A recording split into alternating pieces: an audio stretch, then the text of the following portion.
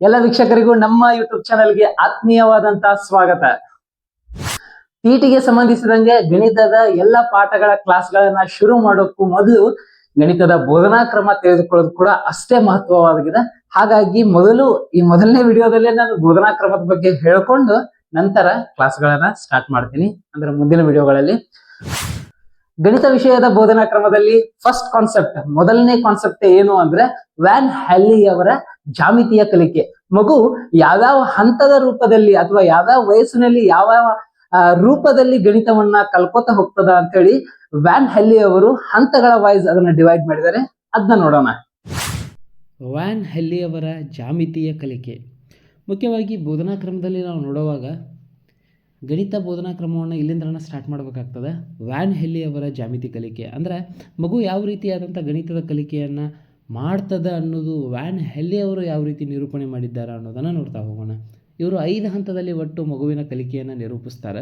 ಹಂತ 0ಯಲ್ಲಿ ನೋಡಬೇಕಾದ್ರೆ ಅಂದರೆ ಮಗುವಿನ ಬಿಗಿನಿಂಗ್ ನೋಡಬೇಕಾದ್ರೆ ಆಕೃತಿಗಳನ್ನು ಹೋಲಿಸಿ ನೆನಪಿಟ್ಟುಕೊಳ್ಳುವಂತಹ ಕೆಲಸವನ್ನು ಮಗು ಮಾಡ್ತದೆ. ಫಾರ್ ಎಕ್ಸಾಂಪಲ್, ಒಂದು ರೊಟ್ಟಿಯನ್ನು ನೋಡ್ತಂದ್ರೆ ಇದು ವೃತ್ತಾಕಾರದಾಗೈತಿ, ಒಂದು ಚಪಾತಿಯನ್ನು ನೋಡ್ತಂದ್ರೆ ಇದು ವೃತ್ತಾಕಾರದಾಗೈತಿ. ಮನೆಯಲ್ಲಿ ಮಾಡಿದಂಥ ತಿಂಡಿ ತಿನಿಸುಗಳು ಯಾವ ಆಕೃತಿ ಒಳಗೆ ಅದಾವ ಅನ್ನೋದು ಫೈಂಡ್ ಔಟ್ ಮಾಡೋದನ್ನು ಮಗು ಮೊದಲು ಕಲಿತದೆ. ನಂತರ ಯಾವುದಾದ್ರೂ ಒಂದು ಟಿವಿಯ ಮೇಲ್ಮೈಯನ್ನು ನೋಡ್ತಂದ್ರೆ ಇದು ಆಯತಾಕಾರದ ಅದ. ಈ ರೀತಿಯಾಗಿ ಇನ್ನು ನೆಕ್ಸ್ಟ್ ಬೆಳೀತಾ ಹಂತ 1ರಲ್ಲಿ ಮಗು ಆಕೃತಿಗಳ ಗುಣಲಕ್ಷಣ ಮತ್ತು ನಿಯಮಗಳನ್ನು ಅಧ್ಯಯನ ಮಾಡ್ತಾ ಹೋಗ್ತದೆ. ಅಂದರೆ ಪ್ರತಿಯೊಂದು ಆಕೃತಿಯ ನಿಯಮಗಳು ಏನೇನು ಹೇಳ್ತಾವೋ ಅನ್ನೋದನ್ನು. ಇನ್ನು ಬರ್ತಾ ಸ್ವಲ್ಪ ಈ ಜಗಂತಲೇ ಫಾರ್ ಎಕ್ಸಾಂಪಲ್ 10-11 ವಯಸ್ಸಿಗೆ ಬರೋಂತಲೇ ಮಗು ಅನೌಪಚಾರಿಕ ತಾರ್ಕಿಕತೆಯನ್ನು ಅಂದರೆ ಚಿಂತನೆಯನ್ನು, ತಾರ್ಕಿಕ ವಿಚಾರಗಳನ್ನು ಮಾಡೋಕ್ಕೆ ಕಲಿತದೆ. ಅದಾದ ನಂತರ ಔಪಚಾರಿಕ ಸಂಯೋಜನೆ ಅಥವಾ ಪ್ರಮೇಯಗಳನ್ನು ಸಾಬೀತುಪಡಿಸುವಂತಹ ಒಂದು ಮೂಲ ಗುಣಲಕ್ಷಣವನ್ನು ಮಗು ಕಲಿತದೆ. ಹಸ್ತಚಾಲಿತ ಅನುಭವ ಅಂದರೆ ಲೆಕ್ಕವನ್ನು ಮಾಡುವಂಥದ್ದು. ಮುಖ್ಯವಾಗಿ ಹಂತ 2 ಮತ್ತು ಹಂತ 3 ಮಗುವಿನ ಯಾವ ಏಜಲ್ಲಿ ನಾವು ನೋಡ್ಬೋದು ಅಂದ್ರೆ 10ರಿಂದ 12ನೇ ವಯಸ್ಸಿನಲ್ಲಿ, ಇಟ್ ಮೀನ್ಸ್ ಅಥವಾ 10ರಿಂದ 15ನೇ ವಯಸ್ಸಿನ ಮಕ್ಕಳಲ್ಲಿ ಅಂತ ಕರಿಬೋದು. It means what 6th to 10th ವಿದ್ಯಾರ್ಥಿಗಳಲ್ಲಿ ಅಂತ ಹೇಳ್ಬೋದು. 6th to 10th ವಿದ್ಯಾರ್ಥಿಗಳಲ್ಲಿ ಈ ಹಂತ 2 ಮತ್ತು ಹಂತ 3 ನಾವು ಕಾಣ್ಬೋದು. ಇನ್ನು ಹಂತ 4 ವಿದ್ಯಾರ್ಥಿಯು ವಿಭಿನ್ನ ಪರಿಕಲ್ಪನೆ ವ್ಯವಸ್ಥೆಯಲ್ಲಿ ಪ್ರಮೇಯವನ್ನು ಸಾಬೀತುಪಡಿಸುವಂತಹ ಒಂದು ಪರಿಕಲ್ಪನೆ. ಹಂತ 4ರಲ್ಲಿ ಇದು 10th PUC ಮಕ್ಕಳಲ್ಲಿ ಕಂಡುಬರುವಂತಹ ಒಂದು ಹಂತ. ಮಗು ಹೆಚ್ಚಿನ ವಿದ್ಯಾಭ್ಯಾಸದೊಂದಿಗೆ ಗಣಿತವನ್ನು ಕಲಿಕೆ ಮಾಡ್ತದೆ. ಇಷ್ಟು ವ್ಯಾನ್ ಹ್ಯಾಲಿ ಅವರ ಪ್ರಕಾರ ಮಗುವಿನ ಕಲಿಕಾ ಹಂತಗಳು ಅಂತೇಳಿ ಕರಿಬಹುದು. ಇನ್ನೂ ಮುಖ್ಯವಾಗಿ ಕಲಿಕೆಯ ವಿವಿಧ ಹಂತಗಳನ್ನ ನೋಡೋದಾದ್ರೆ ಮಗು ಸಣ್ಣ ವಯಸ್ಸಿನಿಂದ ಹದಿಹರೆಯದವರೆಗೆ ಗಣಿತವನ್ನ ಯಾವ್ಯಾವ ಹಂತದಲ್ಲಿ ಕಲಿತದ ಅನ್ನೋದನ್ನ ನೋಡೋಣ. ನಂತರದಲ್ಲಿ ಗಣಿತದ ಕಲಿಕೆ ಇನ್ನೂ ವಿಶೇಷ ಹಂತಗಳನ್ನ ನಾವು ನೋಡ್ತಾ ಹೋದು ಅಂದ್ರೆ ಹುಟ್ಟಿನಿಂದ ಹದಿಹರೆಯದವರೆಗೆ 6 ಹಂತಗಳನ್ನು ಬಳಸಿ ಗಣಿತವನ್ನು ಕಲಿತಾರೆ. 1ನೇ ಹಂತವನ್ನು ಇಲ್ಲಿ ಗಮನಿಸಿದ್ರೆ ತುರ್ತು ಹಂತ. ಹಾಗಾದರೆ ತುರ್ತು ಹಂತ ಯಾವ ವರ್ಷದಲ್ಲಿ ನಡೀತದೆ ಮಗುವಿನಲ್ಲಿ ಅಂದರೆ 0ಯಿಂದ 3 ವರ್ಷದ ಮಗುವಿನಲ್ಲಿ ನಡೆಯುವಂತಹ ಕಲಿಕೆ. ಮಗು ಇಲ್ಲಿ ಚಿಕ್ಕದ್ಯಾವುದು ದೊಡ್ಡದು ಯಾವುದು ಅಂದರೆ ಆಕಾರಗಳ ಪರಿಕಲ್ಪನೆಯನ್ನು ನೋಡ್ತಾ ಹೋಗ್ತದೆ. ಇದು ಸಾಂದ, ಇದು ದೊಡ್ಡದ. ನೀವು ನೋಡಿರ್ಬೇಕಾರೆ ಸಣ್ಣ ವಯಸ್ಸಿನ ಮಗುನ ಯಾವುದು ದೊಡ್ಡದಪ್ಪ ಯಾವುದು ಸಾದಪ್ಪ ಅಂದ್ರೆ ಅದಕ್ಕಿಂತ ಸರಿಯಾಗಿ ಮಾತು ಬರೋಂಗಿಲ್ಲ. ನಾವು ಹಂಗೆ ಅದನ್ನು ಕೇಳ್ಕೊತ ಅವ್ವ ಹಣ್ಣು ಅಪ್ಪ ಹಣ್ಣು ಹಿಂಗೆ ಮಾಡ್ತಿರ್ತೇವೆ ನಾವು ಅದಕ್ಕೆ ಮಗುವಿಗೆ. ಇದು ಸಾಂದ, ಇದು ದೊಡ್ಡದ ಅಂದ್ರೆ ಅದು ಆ ಬ್ರೈನ್ ಅದನ್ನು ಅಬ್ಸರ್ವ್ ಮಾಡ್ಕೋತಾ ಹೋಗ್ತಿರ್ತದೆ ಆ ವಯಸ್ಸಿನಲ್ಲಿ. ಇನ್ನು ಹೊಂದಾಣಿಕೆಯ ಹಂತ 2ನೇ ಹಂತ. ಹೊಂದಾಣಿಕೆಯ ಹಂತ ಇದು ಮಗುವಿನಲ್ಲಿ 3ರಿಂದ 5 ವರ್ಷದ ನಡುವೆ ನಡೆಯುವಂತಹ ಒಂದು ಹಂತ. ಇಲ್ಲಿ ಮಗು ಏನೇನು ಕಲಿತದಪ್ಪ ಅಂದ್ರೆ ಸಂಖ್ಯೆಗಳ ಎಣಿಕೆ ಮಾಡೋದನ್ನು ಕಲಿತದೆ, ಸಂಖ್ಯೆಗಳನ್ನು ಎಣಿಸೋದನ್ನು ಕಲಿತದೆ. ಸಂಖ್ಯೆಗಳಲ್ಲಿ ಯಾವುದು ದೊಡ್ಡದು ಯಾವುದು ಚಿಕ್ಕದು, ಇಲ್ಲಿ ಆಕೃತಿಗಳಲ್ಲಿ ಆಕಾರಗಳಲ್ಲಿ ದೊಡ್ಡದು ಚಿಕ್ಕದು ಸಣ್ಣ ವಯಸ್ಸಿನಾಗ ಕಲ್ತಿರ್ತೇವೆ ನಾವು. ಬರ್ಬರ್ತಾ ನಾವು ದೊಡ್ಡವ್ರ ಕೂಡ ಯಾವ ಸಂಖ್ಯೆ ದೊಡ್ಡದು ಯಾವ ಸಂಖ್ಯೆ ಸಣ್ಣದು ಅಂದ್ರೆ ಫೈಂಡ್ ಔಟ್ ಮಾಡೋದು. ಇದನ್ನು ಇಲ್ಲಿ ಕಲಿಯುವಂಥ ಕಾನ್ಸೆಪ್ಟ್. ಇನ್ನು ಮುಂದಿನ ಹಂತ ಪ್ರಮಾಣೀಕರಣ ಹಂತ. ಇದನ್ನು ಮುಖ್ಯವಾಗಿ 5ರಿಂದ 6ನೇ ವಯಸ್ಸಿಗೆ ಕಲಿಯುವಂಥ ಒಂದು ಕಾನ್ಸೆಪ್ಟ್ ಇದೆ. ಇಲ್ಲಿ ಲೆಕ್ಕಾಚಾರವನ್ನು ಸರಳ ರೂಪಕ್ಕೆ ಒಯ್ಯುವಂಥದ್ದು, ಅಂದರೆ ಸರಳ ರೂಪದ ಲೆಕ್ಕಾಚಾರವನ್ನು ಮಾಡುವಂಥ ಪ್ರಕ್ರಿಯೆ ನಡೀತದೆ. ಫಾರ್ ಎಕ್ಸಾಂಪಲ್ 4 + 2 ಅಂದ್ರೆ 6, 6 1 ಕಳೆದ್ರೆ 5, ಕುಡಿಸು ಲೆಕ್ಕ ರೀ, ಕುಡಿಸುವ ಕಳೆಯುವ ಇಂಥವು ಪ್ರಮಾಣೀಕರಣ ಹಂತದಲ್ಲಿ ಅಂದರೆ 5ರಿಂದ 6ನೇ ವಯಸ್ಸಿನ ಮಕ್ಕಳು ಮಾಡುವಂಥ ಒಂದು ಕಾನ್ಸೆಪ್ಟು. ಇನ್ನು ನೆಕ್ಸ್ಟ್ ವಿಭಜನಾ ಹಂತ. ಇದು 6ರಿಂದ 9ನೇ ವಯಸ್ಸಿನ ಮಕ್ಕಳು.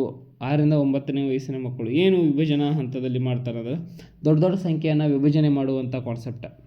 ಫಾರ್ ಎಕ್ಸಾಂಪಲ್ 600 625 ಬಿಡಿಸಿ ಬರೀಪ ಅಂದರೆ ಏನು ಬರೀತಾವಂದ್ರೆ ಅವ 600 + 20 + 5 ಅಂದರೆ ವಿಭಜನೆ ಮಾಡಿ ಸಂಖ್ಯೆಗಳ ಗುಣಲಕ್ಷಣವನ್ನು ತಿಳಿದುಕೊಳ್ಳುವಂಥ ಪ್ರಕ್ರಿಯೆ ವಿಭಜನಾ ಹಂತ.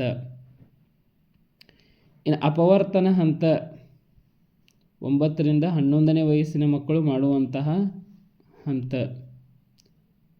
ಒಂದು ಡಜನ್ ಅಂದರೆ ಎಷ್ಟು, ದಶಕ ಅಂದರೆ ಎಷ್ಟು, ಶತಕ ಅಂದರೆ ಎಷ್ಟು, ಪರಿಕಲ್ಪನೆ ಏನು ಶತಕದ್ದು. ಆಮೇಲೆ ಕೆಲವೊಂದಿಷ್ಟು ಲೆಕ್ಕಾಚಾರಗಳು. ಫಾರ್ ಎಕ್ಸಾಂಪಲ್ ಒಂದು ಬಾಕ್ಸಲ್ಲಿ 8 ಪೆನ್ ಅದಾವಪ್ಪ ಅಂದ್ರೆ 4 ಬಾಕ್ಸಲ್ಲಿ ಎಷ್ಟು ಪೆನ್ ಇರಬಹುದು.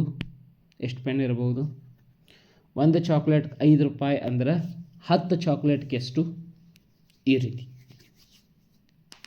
ಇದು 9ರಿಂದ 11 ವರ್ಷದವರೆಗಿನ ಮಗುವಿನ ಒಂದು ಕಲಿಕಾ ಹಂತ. ಇನ್ನು ನೆಕ್ಸ್ಟ್ ಕಾರ್ಯಾಚರಣೆಯ ಹಂತದಲ್ಲಿ ನಾವು ನೋಡುವಾಗ ಇದು 11ರಿಂದ 13ನೇ ವಯಸ್ಸಿನ ಮಗು ಕಲಿಯುವಂಥ ಕಲಿಕೆ. ಇಲ್ಲಿ ಮಗು ಗಣಿತದ ಮೂಲ ಪ್ರಕ್ರಿಯೆಯನ್ನು ಅತೀ ವಿಸ್ತೃತವಾಗಿ ಕಲ್ಕೋತಾ ಹೋಗ್ತದೆ. ಫಾರ್ ಎಕ್ಸಾಂಪಲ್ ಸಂಕಲನ, ವ್ಯವಕಲನ, ಗುಣಾಕಾರ, ಭಾಗಾಕಾರ, ಅದರ ಸಮರ್ಥನೆ ಮಾಡೋದು, ಭಿನ್ನರಾಶಿ, ದಶಮಾಂಶಗಳ ಪರಿಕಲ್ಪನೆಯನ್ನು ಮಗು ಕಲಿತದೆ. ಬೋಡ್ಮಾಸ್ ನಿಯಮ ಅಂದರೆ ಏನು, ಓಕೆ, ಎಲ್ಲವನ್ನು ಮಗು ತನ್ನ ಕಾರ್ಯಾಚರಣೆಯ ಹಂತವಾದಂಥ 11ರಿಂದ 13 ವಯಸ್ಸಿನ ಒಳಗೆ ಅಥವಾ ಹೆಚ್ಚು ಕಡಿಮೆ ಒಂದು ವರ್ಷ ಕಡಿಮೆ 14 ವಯಸ್ಸಿನ ಮಟ್ಟ ಇಂತಹ ಪರಿಕಲ್ಪನೆಯನ್ನು ಕಲಿತಾ ಹೋಗ್ತದೆ. ಗಣಿತ ಬೋಧನಾ ಕ್ರಮದ ಅತ್ಯಂತ ಪ್ರಮುಖವಾದಂತಹ ವಿಷಯವೇ ರಾಷ್ಟ್ರೀಯ ಪಠ್ಯಕ್ರಮ ಚೌಕಟ್ಟು, NCEF ನ್ಯಾಷನಲ್ ಕರಿಕ್ಯುಲಮ್ ಫ್ರೇಮ್ವರ್ಕ್ 2005. ಈ ವಿಷಯವನ್ನ ನಾವೇನಾದ್ರೂ ಸರಿಯಾಗಿ ಓದ್ಕೊಂಡಿದ್ದೆ ಆದ್ರೆ ಈ ಬೋಧನಾ ಕ್ರಮದಲ್ಲಿ ಅಂಕಗಳನ್ನ ಪಡಿಬಹುದಾಗಿದೆ. ಅಂದ್ರೆ ಈ NCF ರಾಷ್ಟ್ರೀಯ ಪಠ್ಯಕ್ರಮ ಚೌಕಟ್ಟು NCERT ಅವರಿಂದ ತಯಾರಾದಂತಹ NCF 2005 ಇರುವಂತಹ ಕೆಲವೊಂದಿಷ್ಟು ವಿಶೇಷ ಅಂಶಗಳೇನು ಹಾಗೂ ಅದರಲ್ಲಿ ಬರುವಂತಹ ಮೆಥಡ್ಸ್ ಗಳ ಬಗ್ಗೆ ತಿಳ್ಕೊಳ್ಳೋಣ. NCERT NCF 2005 NCERT ಅವರು ತಯಾರಿಸಿರೋಂಥ NCF 2005 ನ್ಯಾಷನಲ್ ಕರಿಕ್ಯುಲಮ್ ಫ್ರೇಮ್ವರ್ಕ್ 2005 ರಾಷ್ಟ್ರೀಯ ಪಠ್ಯಕ್ರಮ ಚೌಕಟ್ಟು. ಹಾಗಾದರೆ ಇದು ಈಗಾಗಲೇ ನಾ ಹೇಳಿರೋ ಹಂಗೆ ಮೇನ್ ಇಂಪಾರ್ಟೆಂಟ್ ಕಾನ್ಸೆಪ್ಟ್. ರಾಷ್ಟ್ರೀಯ ಪಠ್ಯಕ್ರಮ ಚೌಕಟ್ಟು ಏನು ಹೇಳ್ತದೆ? ಗಣಿತವು ಮಗುವನ್ನು ಗಣಿತೀಕರಿಸುವ ವಿಷಯವೇ ರಾಷ್ಟ್ರೀಯ ಪಠ್ಯಕ್ರಮ ಚೌಕಟ್ಟಿನ ಮೂಲ ಉದ್ದೇಶ. ಮಗುವನ್ನು ಗಣಿತೀಕರಿಸ್ಬೇಕು, ನಾವು ಗಣಿತದಲ್ಲಿ ಎಕ್ಸ್ಪರ್ಟ್ ಮಾಡುವಂಥದ್ದು, ನಿತ್ಯ ಜೀವನಕ್ಕೆ ಗಣಿತದ ಅಳವಡಿಕೆಯನ್ನು ತೆಗೆದುಕೊಂಡು ಬರುವಂಥದ್ದು. ಎಕ್ಸ್ಪರ್ಟ್ ಅಂದರೆ ಇಲ್ಲೇನು ದೊಡ್ಡ ಮಗುವನ್ನು ಗಣಿತಶಾಸ್ತ್ರಜ್ಞ ಮಾಡ್ರಿ ಅಂತ ಹೇಳ್ತಲ್ಲ, ಅವರ ನಿತ್ಯ ಜೀವನದಲ್ಲಿ ಮಗು ಗಣಿತವನ್ನು ಅಳವಡಿಸ್ಕೋಬೇಕು ಅನ್ನೋದು NCFನ ಮೂಲ ಉದ್ದೇಶ. ಹಾಗಾದರೆ ಇಲ್ಲಿ ಪೋರ್ಟ್ಫೋಲಿಯೋ ನೋಡಿದರೆ ಕೆಲವೊಂದಿಷ್ಟು NCFನ ಅಂಶಗಳನ್ನ ನೋಡಿದ್ವು ಅಂದ್ರೆ ಸಾಮೂಹಿಕ ಯೋಜನೆಯ ವರದಿಗಳನ್ನ ಕೊಡ್ತಾರೆ. ವಿದ್ಯಾರ್ಥಿಯು ಕೇಳಿದ ಪ್ರಶ್ನೆಗಳಿಗೆ ನಾವು ಉತ್ತರವನ್ನು ಕೊಡುವಂಥ ಪ್ರಯತ್ನ, ಸಮಸ್ಯೆಯನ್ನು ಪರಿಹರಿಸಲು ಕಾರ್ಯಗಳನ್ನು ಮಾಡ್ತಾರೆ. ಈ ರೀತಿಯಾಗಿ ತಂದೆ ಆದಂಥ ಪೋರ್ಟ್ಫೋಲಿಯೋ ಯೋಜನೆಗಳನ್ನ ಹಾಕ್ಕೊಂಡಿದ್ದಂಥ NCP ಅವರು ಕೆಲವೊಂದಿಷ್ಟು ವಿಧಾನದ ಮೂಲಕ ಪರಿಚಯ ಮಾಡ್ಕೋತಾರೆ. ಫಾರ್ ಎಕ್ಸಾಂಪಲ್ ಒಂದೇ ವಿಧಾನವನ್ನು ನೋಡೋಣ, ರುಬ್ರಿಕ್ಸ್ ವಿಧಾನ. ಗಣಿತದ ಒಂದು ಮುಖ್ಯವಾದಂಥ ವಿಧಾನ. ಏನು ಹೇಳ್ತದೆ ರುಬ್ರಿಕ್ಸ್ ಮೌಲ್ಯಮಾಪನದಲ್ಲಿ ಅಂದರೆ ಸ್ಟೆಪ್ ಬೈ ಸ್ಟೆಪ್ ನಾವು ಅಂಕವನ್ನು ಕೊಡಬೇಕು. ಒಬ್ಬ ಶಿಕ್ಷಕ ಪರೀಕ್ಷೆಯಲ್ಲಿ ಗಣಿತ ಪರೀಕ್ಷೆಯನ್ನು ಮಕ್ಕಳಿಗೆ ತೆಗೆದುಕೊಂಡಾಗ ಅಲ್ಲಿ ಉತ್ತರಗಳನ್ನು ಮೌಲ್ಯಮಾಪನ ಮಾಡುವಾಗ ಮುಖ್ಯವಾಗಿ ಮಗು ದತ್ತಾಂಶಗಳನ್ನ ಬರೆದ್ರೂ ಕೂಡ ಅದಕ್ಕೆ ಮಾರ್ಕ್ಸ್ ಕೊಡಬೇಕಾಗ್ತದೆ. ಮಗು ಸೂತ್ರವನ್ನು ಹಚ್ಚಿದ್ರೂ ಕೂಡ ಅದಕ್ಕೆ ಮಾರ್ಕ್ಸ್ ಕೊಡಬೇಕಾಗ್ತದೆ. ಏನೋ ಒಂದು ಬರೆಯೋಕ್ಕೆ ಟ್ರೈ ಮಾಡತ್ತಾನು ಅಂದ್ರೆ ಆ ಪಾಠಕ್ಕೆ ಸಂಬಂಧಿಸಿದಂಗೆ ಅಂದರೆ ಅದಕ್ಕೆ ಮಾರ್ಕ್ಸ್ ಕೊಡಬೇಕಾಗ್ತದೆ. ಇದು ರುಬ್ರಿಕ್ಸ್ ವಿಧಾನ ಮುಖ್ಯವಾಗಿ. ಈಗ ಫಾರ್ ಎಕ್ಸಾಂಪಲ್ ಒಂದು ಕ್ವಶನ್ ಅದ, ಅದಕ್ಕೆ ಸೂತ್ರ ಹಚ್ಚಾಡಂದ್ರೆ ಕ್ವಶನ್ 2 ಮಾರ್ಕ್ಸ್ ಸಿಗಿತ್ತಂದ್ರೆ ಸೂತ್ರಕ್ಕೆ 1 ಮಾರ್ಕ್ಸ್ ಕೊಡ್ಬೇಕು ನಾವು. ಬೆಲೆ ತುಂಬಿ ಉತ್ತರ ಇಟ್ಟಾನಂದ್ರೆ ಅದಕ್ಕೊಂದು ಮಾರ್ಕ್ಸ್ ಇರ್ತದೆ. ಈ ರೀತಿ ಮಾರ್ಕ್ಸ್ಗಳ ಡಿಸ್ಟ್ರಿಬ್ಯೂಷನ್ ಭಾಳ ಇಂಪಾರ್ಟೆಂಟ್ ಆಗ್ತದೆ. ಈಗ ಫಾರ್ ಎಕ್ಸಾಂಪಲ್ ಒಬ್ಬೊಬ್ರು ಏನು ಮಾಡ್ತಾರೆ ಅಂದ್ರೆ, ಒಬ್ಬರು ಟೀಚರ ಪ್ರಶ್ನೆ ಕೊಟ್ಟಿರ್ತಾರೋ ಅದಕ್ಕೆ ಒಂದು ಸ್ವಲ್ಪ ಎಲ್ಲ ಕರೆಕ್ಟ್ ಬರ್ದಿರ್ತಾನೋ, ಸೂತ್ರನೂ ಕರೆಕ್ಟ್ ಹಚ್ಚಿರ್ತಾನೋ, ದತ್ತಾಂಶನೂ ಬರ್ದಿರ್ತಾನೋ, ಲಾಸ್ಟ್ ಎಲ್ಲೋ ಸ್ವಲ್ಪ ತಪ್ಪಿರ್ತದೆ, ಪೂರ್ತಿ ರಾಂಗ್ ಹಾಕಿ 0 ಕೊಡ್ತಾರೆ. That is wrong method. ಅದು ಗಣಿತದಲ್ಲಿಲ್ಲ. ಗಣಿತ ಅದನ್ನು ಒಪ್ಪೋದಿಲ್ಲ. ಮಗುವಿನ ಪ್ರಯತ್ನಕ್ಕೂ ಇಲ್ಲಿ ಫಲಿತಾಂಶ ಉಂಟು ಅನ್ನೋದೇ ರುಬ್ರಿಕ್ಸ್ ವಿಧಾನದ ಮೂಲ ಉದ್ದೇಶ. ಮೌಲ್ಯಮಾಪನಕ್ಕೆ ಒಂದು ತನ್ನದೇ ಆದಂತಹ ಚೌಕಟ್ಟನ್ನು ಒದಗಿಸಿಕೊಡ್ತದೆ, ತನ್ನದೇ ಆದಂಥ ಒಂದು ಆಯಾಮವನ್ನು ಹೇಳ್ತದೆ. ರುಬ್ರಿಕ್ಸ್ ಪದವನ್ನು ಮೌಲ್ಯಮಾಪನಕ್ಕಾಗಿ ಮಾರ್ಗದರ್ಶಿ ಸೂತ್ರಗಳ ಗುಂಪಾಗಿ ವ್ಯಾಖ್ಯಾನಿಸಲಾಗಿದೆ. ಕಾರ್ಯಕ್ಷಮತೆಯ ಮಾನದಂಡವನ್ನು ಇಲ್ಲಿ ರೀಡಿಂಗ್ ಸ್ಕೇಲ್ನೊಂದಿಗೆ ವ್ಯಕ್ತಪಡಿಸಲಾಗ್ತದೆ. ವಿದ್ಯಾರ್ಥಿಗೆ ಸ್ಪಷ್ಟವಾದ ಕಾರ್ಯಕ್ಷಮತೆಯ ಗುರಿಯನ್ನು ಇದು ಒದಗಿಸಿಕೊಡ್ತದೆ, ರುಬ್ರಿಕ್ಸ್ ವಿಧಾನ. ಇನ್ನು ನೆಕ್ಸ್ಟ್ ಸಮಸ್ಯಾ ಪರಿಹಾರ ವಿಧಾನ, ಸಮಸ್ಯೆಗಳ ಪರಿಹಾರಗಳ ವಿಧಾನ. ಈ ಸಮಸ್ಯಾ ಪರಿಹಾರ ವಿಧಾನ ಅನ್ನೋದು TETಗೆ ಸ್ವಲ್ಪ ಇಂಪಾರ್ಟೆಂಟ್ ಆಗ್ತದೆ. ಇದರ ಜನಕ ಸಾಕ್ರೆಟಿಸ್ ಮತ್ತು ಸೆಂಟ್ ಥಾಮಸ್ ಅವರು ಇದನ್ನು ಅಭಿವ್ಯಕ್ತಪಡಿಸ್ತಾರೆ ಮೊದಲ ಬಾರಿಗೆ. ಯಾವುದೇ ಉದ್ದೇಶ ಸಾಧನೆಗೆ ಅಡ್ಡಿ ಉಂಟಾದರೆ ಅದನ್ನು ವೈಜ್ಞಾನಿಕ ರೀತಿಯಲ್ಲಿ ಪರಿಹರಿಸಲಾಗುತ್ತದೆ ಅನ್ನೋದು ಇದರ ಮೂಲ ಉದ್ದೇಶ. ಇದರ ಹಂತಗಳನ್ನ ನೋಡೋದಾದ್ರೆ, ಸಮಸ್ಯೆ ಪರಿಹಾರ ವಿಧಾನದ ಹಂತಗಳನ್ನ ನೋಡೋದಾದ್ರೆ, ಸಮಸ್ಯೆಯನ್ನು ಮೊದಲು ಗುರುತಿಸ್ಕೋಬೇಕು, ನಂತರ ಅದರ ವಿಶ್ಲೇಷಣೆಯನ್ನು ಮಾಡಬೇಕು, ನಿರೀಕ್ಷಿತ ಗಣಿತದ ಸಂಬಂಧವನ್ನು ಅದಕ್ಕೆ ಹುಡುಕಬೇಕು, ಪರಿಹಾರವನ್ನು ಕಂಡುಹಿಡಿಯಬೇಕು, ಮುಖ್ಯವಾಗಿ ಉತ್ತರವನ್ನು ಪರಿಶೀಲನೆ ಮಾಡಬೇಕು,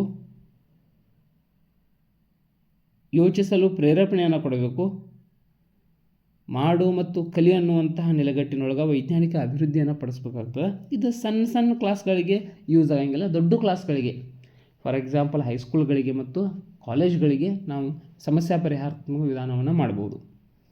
ಮಗುವಿನಲ್ಲಿ ಆಗುವಂಥ ಸಮಸ್ಯೆಯನ್ನು ಮೊದಲು ಗುರುತಿಸಬೇಕು, ಅದನ್ನು ವಿಶ್ಲೇಷಣೆ ಮಾಡಬೇಕು, ಅದಕ್ಕೆ ಪರಿಹಾರವನ್ನು ಒದಗಿಸಿಕೊಡಬೇಕು.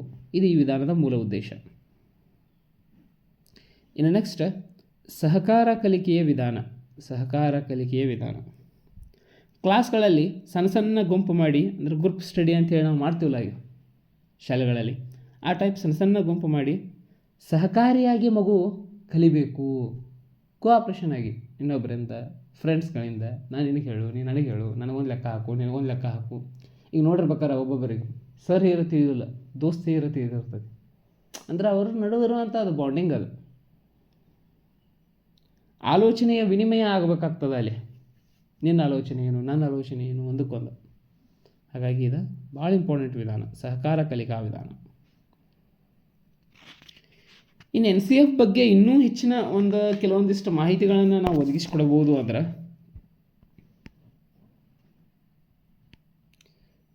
ನಾವು ಇದೀಗ ಹೇಳಿದಂಗೆ NCFನ್ನು NCERT ಅವರಿಂದ ತಯಾರು ಮಾಡಲಾಗಿತ್ತು. ಈ 2005ರ NCF ಏನದ, ಇದು 4ನೇ ಚೌಕಟ್ಟಾಗ್ಯದ. ಇದಕ್ಕೆ ಮೊದಲ 3 ಚೌಕಟ್ಟುಗಳು ನಡೆದಾವ, 1975ರಲ್ಲಿ, 88ರಲ್ಲಿ ಮತ್ತು 2000ರಲ್ಲಿ. ಮ್ಯಾಥ್ಸನ್ನು ಲೈಫ್ಗೆ, ನಿತ್ಯ ಜೀವನಕ್ಕೆ ಹೆಂಗೆ ಅಪ್ಲೈ ಮಾಡುವುದು ಅನ್ನೋದೇ NCFನ ಮೂಲ ಉದ್ದೇಶ. ಇಲ್ಲಿ ಶಿಕ್ಷಕರು ತರಗತಿಯಲ್ಲಿ ಮಗುವಿಗೆ ನೈಸರ್ಗಿಕ ಪರಿಸರವನ್ನು ಒದಗಿಸಿಕೊಡಬೇಕಾಗ್ತದೆ. ಅವ್ರು ಹೇಳೋ ಪ್ರಕಾರ ಗಣಿತದ ಸಾಮರ್ಥ್ಯ ಅಭಿವೃದ್ಧಿ ಪಡಿಸಬೇಕಾಗ್ತದೆ. ಚಿತ್ರಗಳ ಮೂಲಕ ಆಗಿರ್ಬೋದು, ಅಕ್ಷರಗಳ ಮೂಲಕ ಆಗಿರ್ಬೋದು, ಸಮೀಕರಣ, ತಾರ್ಕಿಕ ವಿಚಾರಗಳ ಮೂಲಕ ಆಗಿರ್ಬೋದು. ರಚನಾತ್ಮಕತೆಯನ್ನು, ಅಂದರೆ ಜ್ಞಾನವನ್ನು ತುಂಬಿರೋದರೊಂದಿಗೆ ಮಗುವನ್ನು ಅದರ ಬಳಕೆ ಮತ್ತು ಅನ್ವಯಕ್ಕೆ ಒಳಪಡಿಸಬೇಕಾಗ್ತದೆ. ಮೇನ್ ಇಂಪಾರ್ಟೆಂಟ್, ಜ್ಞಾನವನ್ನು ಕೊಡೋದ್ರ ಜೊತೆಗೆ ಅದರ ಬಳಕೆ ಯಾವ ರೀತಿ, ಅದು ಗಣಿತದ ಮೂಲ ಉದ್ದೇಶ. ಫಾರ್ ಎಕ್ಸಾಂಪಲ್, ಈಗ ವರ್ಗ ಸಮೀಕರಣ ನಾವು ವಿದ್ಯಾರ್ಥಿಗೆ ಹೇಳ್ಕೊಡ್ತೀವಿ ಅಂದರೆ, ವರ್ಗ ಸಮೀಕರಣವನ್ನು ಎಲ್ಲೆಲ್ಲಿ ಬಳಸ್ಬೋದು, ನಾವು ದಿನನಿತ್ಯ ಜೀವನದಲ್ಲಿ ಎಲ್ಲಿ ಹೆಲ್ಪ್ ಆಗ್ತದೆ, ಇದೆಲ್ಲವೂ ಕೂಡ ಭಾಳ ಕ್ಲೀನಾಗಿ ನಾವು ಅಬ್ಸರ್ವ್ ಮಾಡಬೇಕಾಗ್ತದೆ ಒಬ್ಬರು ಶಿಕ್ಷಕರಾಗಿ. ಇನ್ನು ಮುಂದಿನ ಅಧ್ಯಾಯ ಗಣಿತದ ಸ್ವರೂಪ. ಗಣಿತ ಅಂದ್ರೆ ಏನು, ವಾಸ್ತವವಾಗಿ ಗಣಿತದ ವಿಶೇಷತೆಗಳೇನು, ಲಾಕ್ರವರ ಪ್ರಕಾರ ಗಣಿತ ಯಾವ ರೀತಿಯಾಗಿ ಡಿಸ್ಕ್ರೈಬ್ ಆಗದ, ಮಾರ್ಷಲ್ ಅವರು ಗಣಿತದ ಬಗ್ಗೆ ಏನ್ ಹೇಳ್ತಾರ, ಕೊಠಾರಿ ಆಯೋಗ ಭಾರತದಲ್ಲಿ ಗಣಿತವನ್ನ ತನ್ನ ಸ್ಥಾನಮಾನವನ್ನ ಯಾವ ರೀತಿ ಭದ್ರಪಡಿಸಿತು ಅನ್ನೋದನ್ನ ಹೇಳ್ತದೆ. ವಿಶೇಷವಾಗಿ ಶ್ರೇಷ್ಠವಾದಂತಹ ಗಣಿತಶಾಸ್ತ್ರಜ್ಞ ಮತ್ತು ವಿಜ್ಞಾನಿ ಗೆಲಿಲಿಯೋ ಅವ್ರು ಹೇಳ್ತಾರ, ಗಣಿತವು ದೇವರು ಮಾತನಾಡುವ ಭಾಷೆ. ಎಂತ ವಾಕ್ಯ! ದೇವರು ಸಂವಹನ ಮಾಡುವಂತಹ ಭಾಷೆ ಯಾವ್ದಾದ್ರು ಇತ್ತಂದ್ರ ಅದು ಗಣಿತ. ಇಂತಹ ಗಣಿತದ ಸ್ವರೂಪ ಯಾವ ರೀತಿಯಾಗಿರ್ತದ ಅನ್ನೋದನ್ನ ಈ ಬೋಧನಾ ಕ್ರಮದಲ್ಲಿ ನೋಡೋಣ. ಗಣಿತದ ಸ್ವರೂಪ. ಗಣಿತವು ಒಂದು ಸಂಸ್ಥೆಗಳ ವಿಜ್ಞಾನ ಅಂತೇಳಿ ಕರಿಬೋದು. ಗಣಿತವು ಮಾಪನ, ನಿರ್ದೇಶನ ಮತ್ತು ಪರಿಮಾಣದ ವಿಜ್ಞಾನ. ಗಣಿತವು ಲೆಕ್ಕಾಚಾರದ ಗಾಢವಾದ ವಿಜ್ಞಾನ. ಲಾಕ್ ಅನ್ನುವಂಥ ಗಣಿತಶಾಸ್ತ್ರಜ್ಞರ ಪ್ರಕಾರ ಗಣಿತವು ಮೆದುಳಿನಲ್ಲಿ ತಾರ್ಕಿಕ ಅಭ್ಯಾಸವನ್ನು ಅಭಿವೃದ್ಧಿಪಡಿಸುವಂತಹ ಮಾರ್ಗವಾಗಿದೆ. ಇಂಥ ಪ್ರಶ್ನೆಗಳನ್ನ ಕೇಳ್ತಿರ್ತಾರೆ TET ಒಳಗೆ. ಗಣಿತವು ಮೆದುಳಿನಲ್ಲಿ ತಾರ್ಕಿಕ ಅಭ್ಯಾಸವನ್ನು ಅಭಿವೃದ್ಧಿಪಡಿಸುವ ಮಾರ್ಗವಾಗಿದೆ ಅಂತ ಹೇಳಿದವರು ಯಾರು ಅಂತೇಳಿ ಲಾಕ್, ಶ್ರೇಷ್ಠ ಗಣಿತಶಾಸ್ತ್ರಜ್ಞ ಲಾಕ್. ಮಾರ್ಷಲ್ರ ಪ್ರಕಾರ ಗಣಿತವು ಅಮೂರ್ತ ಅಂಶಗಳಿಂದ ಆದ ಅಧ್ಯಯನವಾಗಿದೆ. ಮಾರ್ಷಲ್ರವ್ರು ಹೇಳ್ತಾರೆ, ನೀವು BEdನಲ್ಲಿ ಕಲಿತೀರಿ ಮೂರ್ತ ಪರಿಕಲ್ಪನೆ ಮತ್ತು ಅಮೂರ್ತ ಪರಿಕಲ್ಪನೆ ಅಂತೇಳಿ. ಮೂರ್ತ ಅಂದ್ರೆ ಕಣ್ಣಿಗೆ ಕಾಣುವಂಥದ್ದು, ಅನುಭವಕ್ಕೆ ಬರುವಂಥದ್ದು. ಅಮೂರ್ತ ಅಂದ್ರೆ ಕಣ್ಣಿಗೆ ಕಾಣದೇ ಇರುವಂಥದ್ದು, ಅಮೂರ್ತ ಪರಿಕಲ್ಪನೆ. ಅಂತಹದರ ಒಂದು ಅಧ್ಯಯನ ಅಂಥೇಳಿ ಮಾರ್ಷಲ್ ಅವರು ಹೇಳ್ತಾರೆ. ಮುಖ್ಯವಾಗಿ ಗಣಿತ ಜ್ಞಾನದ ಆಧಾರವು ನಮ್ಮ ಇಂದ್ರಿಯಗಳಾಗಿವೆ. ಗಣಿತ ಜ್ಞಾನದ ಆಧಾರ ನಮ್ಮದೇ ಆದಂಥ ಪಂಚೇಂದ್ರಿಯಗಳೇ.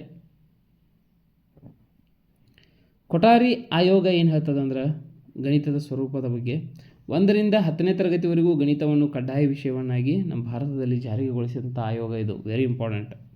1ರಿಂದ 10ನೇ ತರಗತಿವರೆಗೂ ಮಗು ಕಡ್ಡಾಯವಾಗಿ ಕಡ್ಡಾಯ ಕಂಪಲ್ಸರಿ ಗಣಿತ ಕಲಿ. ನೀವು ಆಮೇಲೆ ಮತ್ತೆ PUC ಗಣಿತ ಇಲ್ಲದೇ ಇರ್ಬೋದು. ಫಾರ್ ಎಕ್ಸಾಂಪಲ್ ಆರ್ಟ್ಸ್ ಮಾಡಿರಂದ್ರೆ ಗಣಿತ ಇಲ್ಲ.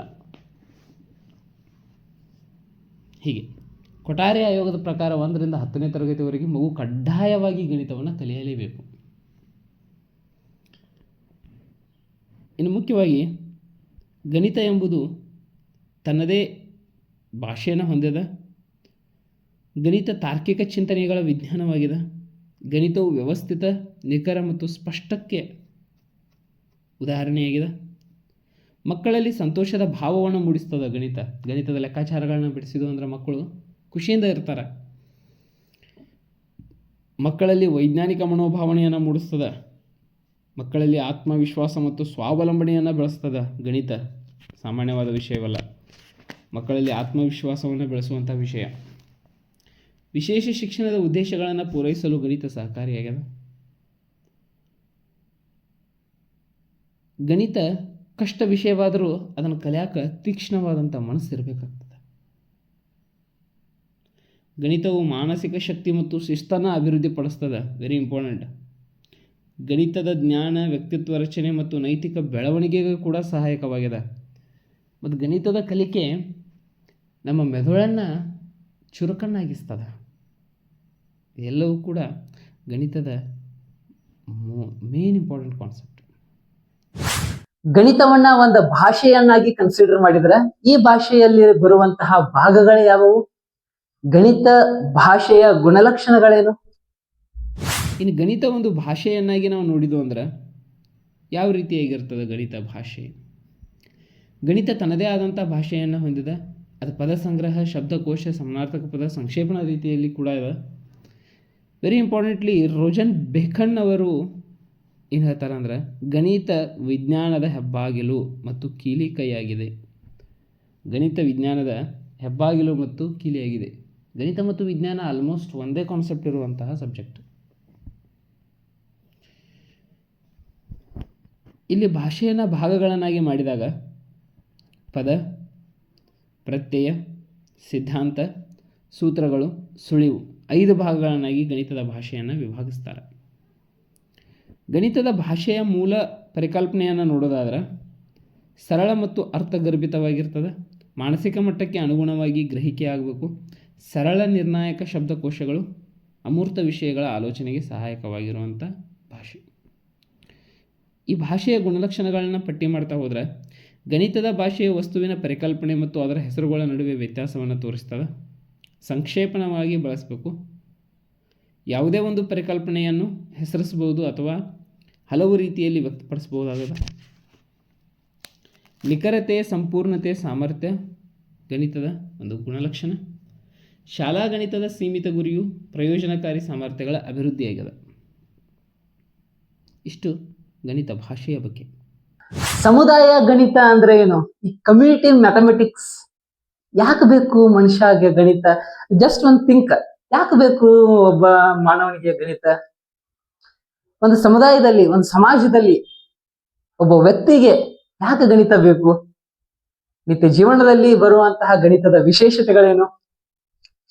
ಸಮುದಾಯ ಗಣಿತ, ಕಮ್ಯುನಿಟಿ ಮ್ಯಾಥಮೆಟಿಕ್ಸ್ ಅಂತ ಹೇಳಿ ಕರೆದು, ಸಮುದಾಯ ಗಣಿತ ಯಾಕೆ ಬೇಕು ಒಬ್ಬ ಮನುಷ್ಯಾಗ ಅಂದ್ರೆ ಸಾಮಾಜಿಕ ಸಂಘಟನೆ ಮತ್ತು ನಿರ್ವಹಣೆಗೆ ಸಹಾಯಕ, ಸಾಮಾಜಿಕವಾಗಿ ಸಂಘಟನೆ ಮತ್ತು ನಿರ್ವಹಣೆ ಮಾಡೋಕ್ಕೆ ಸಹಾಯಕವಾಗಿದೆ. ಮುಖ್ಯವಾಗಿ ವ್ಯವಹಾರ ಉದ್ಯಮಕ್ಕೆ ಗಣಿತ ಬೇಕೇ ಬೇಕು. ವ್ಯವಹಾರ ಮತ್ತು ಉದ್ಯಮ ಮಾಡೋಕ್ಕೆ ನಿಮ್ಗೆ ಗಣಿತ ಬೇಕೇ ಬೇಕು. ನೆಪೋಲಿಯನ್ ಏನು ಹೇಳ್ತಾನಂದ್ರೆ ಗಣಿತದ ಬಗ್ಗೆ, ಗಣಿತದ ಸ್ವರೂಪ ಮತ್ತು ಸುಧಾರಣೆಯು ರಾಜ್ಯದ ಸಮೃದ್ಧಿಗೆ ಸಂಬಂಧಿಸಿದೆ. ನೋಡ್ರಿ, ನೆಪೋಲಿಯನ್ ಶ್ರೇಷ್ಠವಾದಂಥ ಆಡಳಿತಗಾರ. ರಾಜ್ಯದ ಸಮೃದ್ಧಿಗೆ ಗಣಿತದ ಸ್ವರೂಪ ಮತ್ತು ಸುಧಾರಣೆ ಸಂಬಂಧಿಸಿದೆ ಅನ್ನುವಂಥ ಮಾತನ್ನು ಹೇಳ್ತಾರೆ. ನೆಕ್ಸ್ಟ್, ಗ್ರೇಟ್ ದರ್ಶನ್ ಡಟ್ಟನ್ ಅವರು ಏನು ಹೇಳ್ತಾರಂದ್ರೆ, ಗಣಿತವು ಪರೀಕ್ಷಿಸುವ, ಯೋಚಿಸುವ, ಸತ್ಯವನ್ನು ಮತ್ತು ಸಾಮರ್ಥ್ಯವನ್ನು ಒದಗಿಸುತ್ತದೆ. ಪರೀಕ್ಷಿಸುವ, ಯೋಚಿಸುವ, ಸತ್ಯ ಸಾಮರ್ಥ್ಯ, ಚಿಂತನೆ ಮಾಡುವಂಥದ್ದು, ಪರೀಕ್ಷೆ ಮಾಡುವಂಥದ್ದು, ಒದಗಿಸಿಕೊಡುವಂತಹ ಒಂದು ಸಾಮರ್ಥ್ಯವಿರುವಂತಹ ವಿಷಯ.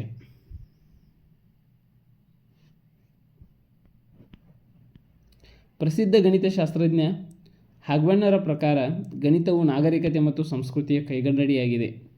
ಗಣಿತ ಎಂಬುದು ನಾಗರಿಕತೆ ಮತ್ತು ಸಂಸ್ಕೃತಿಯ ಕನ್ನಡಿ.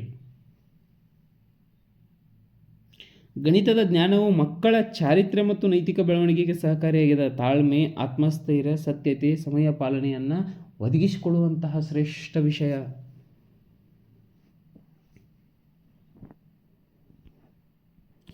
ಮಿಸ್ಟರ್ ಆಂಗ್ರ ಪ್ರಕಾರ ಗಣಿತವು ಸಮಾಜದ ಬೆನ್ನೆಲುಬು ಹಾಗೂ ಸರ್ವವ್ಯಾಪಿಯಾಗಿದೆ. ಇವೆಲ್ಲವೂ ಕೂಡ ಎಕ್ಸಾಮಿನೇಷನ್ ಪರ್ಪಸ್ ಭಾಳ ಇಂಪಾರ್ಟೆಂಟ್. ಯಾಕಂದರೆ ಯಾರು ಹೇಳಿದರು ಯಾವ ವಾಕ್ಯವನ್ನ ಅನ್ನೋದು, ಇವನ್ನೆಲ್ಲವೂ ಕೂಡ ನೀವು ನೋಟ್ ಮಾಡಿ ಇಟ್ಕೊಂಡಷ್ಟು ಬಹಳ ಒಳ್ಳೆಯದು.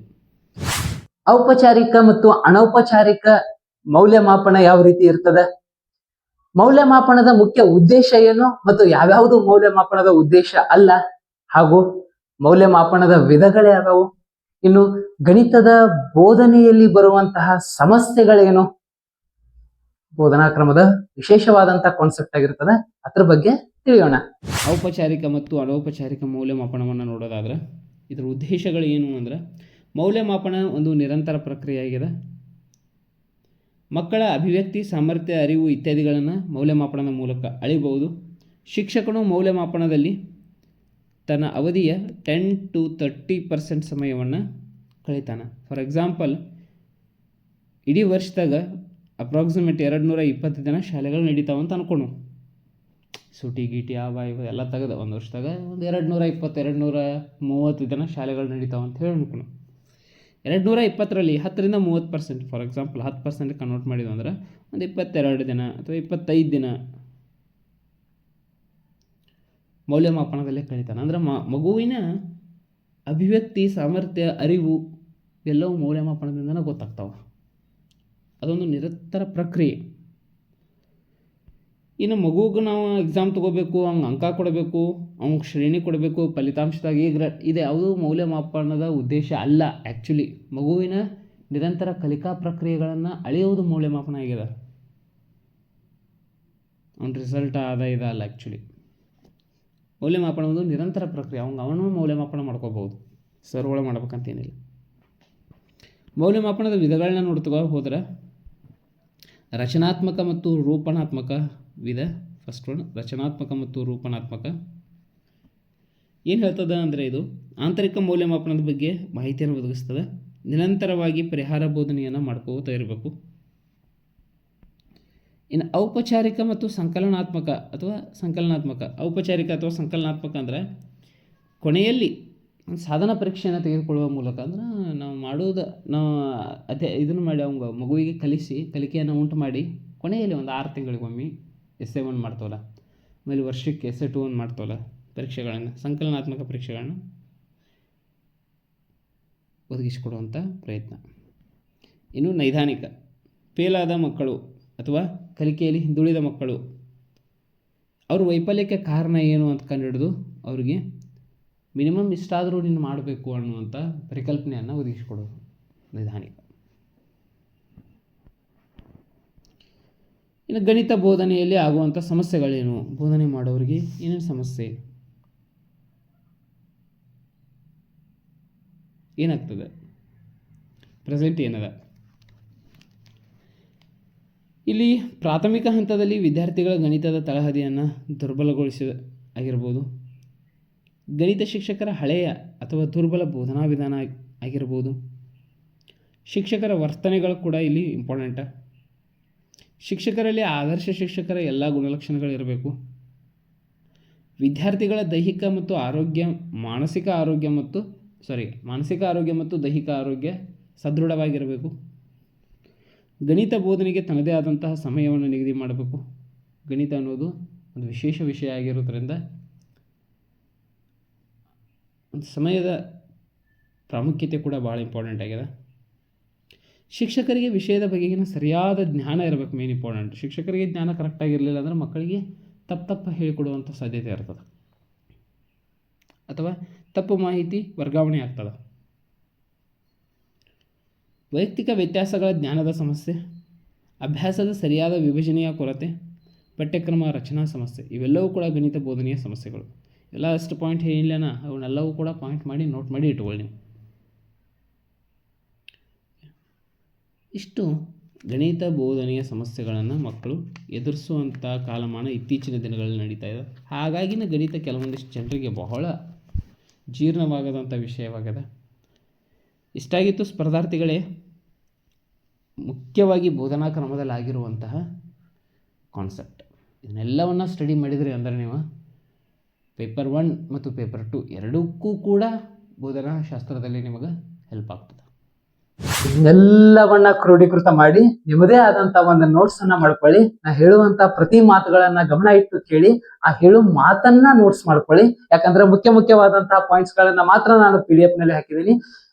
ಅದಕ್ಕಿಂತ ಮುಖ್ಯವಾದಂತ ಕಾನ್ಸೆಪ್ಟ್ ಗಳನ್ನ ನಾ ಬಾಯಿಲಿಂದ ಹೇಳಿದೀನಿ. ಹಾಗಾಗಿ ಅವುಗಳನ್ನೆಲ್ಲವನ್ನು ಕೂಡ ಪಾಯಿಂಟ್ ವೈಸ್ ನೋಟ್ಸ್ ಗಳನ್ನ ಮಾಡ್ಕೊಳ್ಳಿ. ಮುಖ್ಯವಾಗಿ ಯಾವ್ಯಾವ ವ್ಯಕ್ತಿ ಏನೇನ್ ಹೇಳಿಕೆ ಕೊಟ್ರು ಇದು ಕೂಡ ಇತ್ತೀಚಿನ ಪ್ರಶ್ನೆ ಪತ್ರಿಕೆಯಲ್ಲಿ ನಾನು ನೋಡ್ತಾ ಇದ್ದೀನಿ. ಅಂದ್ರ ಒಂದು ಸೆಂಟೆನ್ಸ್ ಅನ್ನು ಕೊಡ್ತಾನು, ಇದು ಯಾವ ವ್ಯಕ್ತಿ ಇದನ್ನ ಹೇಳಿದಾರು ಗಣಿತದ ಬಗ್ಗೆ. ಮುಖ್ಯವಾಗಿ ಗಣಿತದ ನಾವು ಮಹಾಗುರು ಅಂತೇಳಿ ಗ್ರೀಕ್ ದೇಶದ ಥೇಲ್ಸ್ ಅವರನ್ನ ಕರಿತೀವಿ. ಯಾಕಂದ್ರ ಗಣಿತದ ಪ್ರಾರಂಭಿಕ ಅಲ್ಲಿಂದನೇ ಆಗಿದ್ದು. ಗ್ರೀಕ್ ದೇಶದ ಥೇಲ್ಸ್ ಅವರು ಮೊದಲು ರೇಖಾಗಣಿತದ ಆಕೃತಿ ಮತ್ತು ಪ್ರಮೇಯಗಳ ಪರಿಚಯಗಳನ್ನ ಮಾಡ್ಕೋತ ಹೋಗ್ತಾರ. ಆ ಥೇಲ್ಸ್ ಅವರ ಪರಮ ಶಿಷ್ಯನ ಪೈಥಾಗೋರಸ್.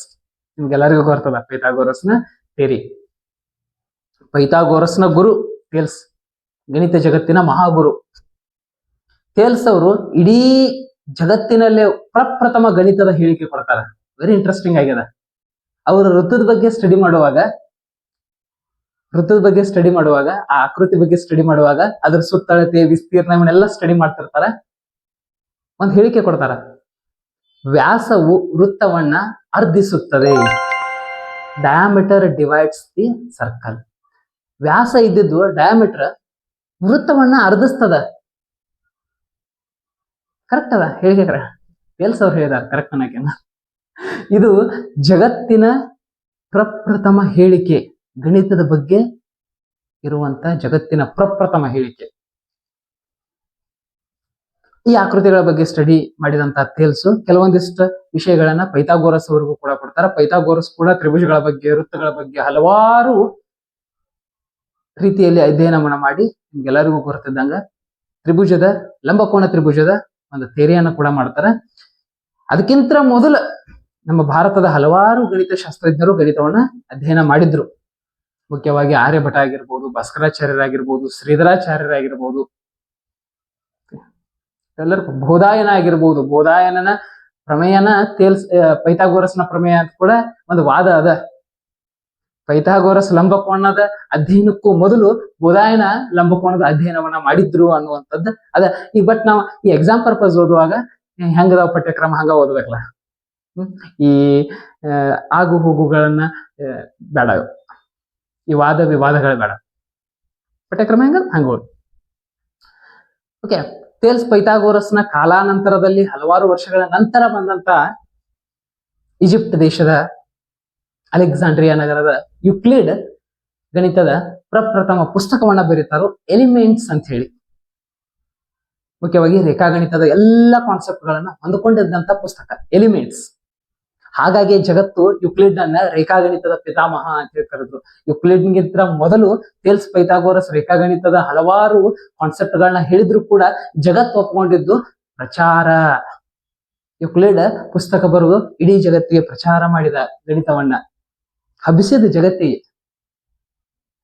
ಎಕ್ಸ್ಪ್ಲೋರ್ ಮಾಡಿದ ಗಣಿತವನ್ನ. ಹಾಗಾಗಿ ರೇಖಾಗಣಿತದ ಪಿತಾಮಹ, ಫಾದರ್ ಆಫ್ ಜಾಮೆಟ್ರಿ, ಯುಕ್ಲಿಡ್ ನನ್ನ. ಇಷ್ಟು ಸ್ಪರ್ಧಾ ಮಿತ್ರರೇ, ಗಣಿತದ ಬೋಧನಾ ಕ್ರಮದ ಕೆಲವೊಂದಿಷ್ಟು ಕಾನ್ಸೆಪ್ಟ್ ಗಳನ್ನ ನಿಮ್ ಜೊತೆ ಶೇರ್ ಮಾಡ್ಕೊಂಡಿದ್ದೀನಿ. ಮೇ ಬಿ ಇದು ನಿಮಗೆ ಬಹಳ ಅಂದ್ರೆ ಬಹಳ ಹೆಲ್ಪ್ ಆಗ್ತದೆ. ಇವೆಲ್ಲ ಕಾನ್ಸೆಪ್ಟ್ ಗಳನ್ನ ಹಲವಾರು ಬುಕ್ಸ್ ಗಳನ್ನ ರೆಫರೆನ್ಸ್ ಮಾಡಿ, ಹಲವಾರು ಬೇರೆ ಬೇರೆ ಸೋರ್ಸ್ ಗಳಿಂದ ನಾನ್ ಕಲೆಕ್ಟ್ ಮಾಡಿರುವಂತಹ ವೈಯಕ್ತಿಕವಾದಂತಹ ಒಂದು ಕಾನ್ಸೆಪ್ಟ್ ಗಳದಾವ. ನಾನು ಕಲೆಕ್ಟ್ ಮಾಡಿರುವಂತಹ, ನಾ ಓದೋ ಟೈಮ್ದಾಗ ನಾ ಸಂಗ್ರಹ ಮಾಡಿರುವಂತಹ ನೋಟ್ಸ್ ಗಳನ್ನೇ ನಿಮ್ ಮುಂದೆ ಇವತ್ತು ಚರ್ಚೆ ಮಾಡಿದ್ದೀನಿ. ಐ ಹೋಪ್ ನಿಮ್ಗೆ ಈ ವಿಡಿಯೋ ಇಷ್ಟ ಆಗಿರ್ತದೆ. ಇದೇ ರೀತಿ ಬೋಧನಾ ಕ್ರಮದ ಎಲ್ಲ ಕಾನ್ಸೆಪ್ಟ್ ಗಳನ್ನ ನೋಡಿ ತಿಳಿದುಕೊಂಡು, ಪರೀಕ್ಷೆಗೇನೋ 4-5 ಮಾರ್ಕ್ಸ್, ಪರೀಕ್ಷಾ ದೃಷ್ಟಿ ಬೇಡ. ನಾ ಹೇಳಿದ್ನ ಲಾಸ್ಟ್ ವಿಡಿಯೋದಲ್ಲಿ, ಮುಂದಿನ 30 ವರ್ಷ ಯಾವ ರೀತಿ ನಾವು ಶಾಲೆ ಒಳಗ ಮಕ್ಕಳೊಂದಿಗಿನ ಕಲಿಬೇಕು ಅಂದ್ರೆ ಈ ಕಾನ್ಸೆಪ್ಟ್ ನಮಗ್ ಬರ್ತದೆ ಮುಖ್ಯವಾಗಿ. ಹಾಗಾಗಿ ಈ ಬೋಧನಾ ಕ್ರಮ ಅಷ್ಟು ಇಂಪಾರ್ಟೆಂಟ್ ಆಗಿದೆ. ಇನ್ನು ಬರುವಂತ ನೆಕ್ಸ್ಟ್ ವಿಡಿಯೋಗಳಲ್ಲಿ ಡೈರೆಕ್ಟ್ ಆಗಿ ಗಣಿತದ ವಿಷಯವಾರು ಅಧ್ಯಯನವನ್ನ ನಾವು ಮಾಡ್ತಾ ಹೋಗೋಣ. ಮುಖ್ಯವಾಗಿ ನಾ ಫಸ್ಟ್ ಕಠಿಣವಾದಂತ ವಿಷಯಗಳನ್ನೇ ನಿಮ್ಗೆ ಅರ್ಥೈಸ್ಕೊಂಡು ಹೋಗ್ತೀನಿ. ಅದಕ್ಕೆ ಮೊದಲು ಎಲ್ಲಾದ್ರೂ ಬೇಸಿಕ್ಸ್ ಬೇಕಾಗಿತ್ತು ಅಂದ್ರ, ಅಥವಾ ಆ ಕಾನ್ಸೆಪ್ಟ್ ತಕ್ಕಂಗೆ ಏನಾದ್ರೂ ಬೇಸಿಕ್ಸ್ ಇತ್ತು ಅಂದ್ರೆ ಅದ್ರ ಬಗ್ಗೆ ಕೂಡ ಚರ್ಚೆ ಮಾಡ್ಕೊಂಡೇ ಹೋಗ್ತೀನಿ. ಯಾವ ಪ್ರಶ್ನೆಗೂ ಉತ್ತರ ಬರುವಂತ ಪ್ರಯತ್ನ ನಾ ಮಾಡಂಗಿಲ್ಲ. ಪ್ರತಿಯೊಂದನ್ನು ಕಾನ್ಸೆಪ್ಟ್ ವೈಸ್ ನಿಮ್ಗೆ ತಿಳಿಸ್ತಾ ಹೋಗ್ತೀನಿ. ಯಾಕಂದ್ರೆ ಆಲ್ರೆಡಿ ಯೂಟ್ಯೂಬ್ ನಲ್ಲಿ ಬಹಳ ವಿಡಿಯೋಗಳಿವೆ ಪ್ರಶ್ನೆಗೆ ಉತ್ತರ ಮಾಡುವ. ಹಂಗ ಆ ವಿಡಿಯೋಗಳನ್ನ ನೀವು ನೋಡಿ ಆ ಕಾನ್ಸೆಪ್ಟ್ ಏನೇನ ಕ್ವಶನ್ ಅರೈಸ್ ಆಗ್ತಾವ ಅಂತ ಹೇಳಿ ನೀವು ತಿಳ್ಕೊರಿ.